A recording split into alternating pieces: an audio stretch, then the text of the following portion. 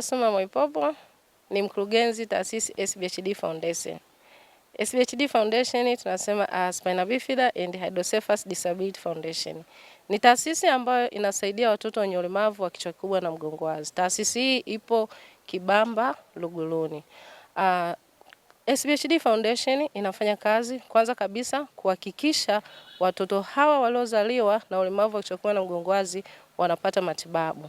Lakini vile vile SBHD Foundation ina nyumba ambayo ni special kwa ajili ya kupokea wazazi kutoka mikoa mbalimbali wanaokuja hapa Dar es Salaam kwa ajili ya matibabu. Especially wale wazazi ambao hawana mahali pa kufikia. Wanafikia katika kituo hiki, na wakifikia katika hichi kituo tunawapa chakula, usafiri na hayo makazi kama tulivyosema katika kipindi chote cha matibabu. Lakini vile vile SBHD Foundation tunatoa elimu kwa jamii nzima juu ya tatizo hili la kichwa kikubwa na mgongo wazi, kwamba nini jamii ifanye kuhakikisha kwamba mama hapati mtoto mwenye ulemavu wa kichwa kikubwa na mgongo wazi, maana chanzo chake, lakini ikitokea amepata afanyeje? Lengo letu ni kuhakikisha kwamba changamoto hii ya kichwa kikubwa na mgongo wazi inaisha kabisa hapa Tanzania. Kama tunavyoona kwamba sasa hivi janga hili limekuwa ni kubwa sana. Kwa sisi kama taasisi tunatamani janga hili liwe limeisha kabisa.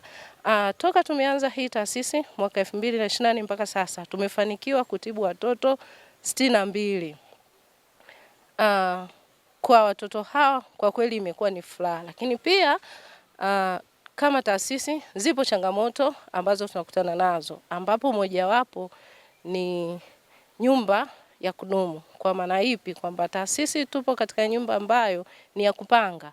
Kwa hiyo tunatamani na sisi tuna nyumba yetu ambayo ni ya kwetu. Kwa hiyo kwa sasa tupo katika mchakato mzima wa kufanya fundraising kwa watu mbalimbali, kwa wadau mbalimbali ili tuweze kujenga kituo chetu. Tunaamini kwamba tutakapokuwa na kituo chetu tunaweza tukafanya activities nyingi.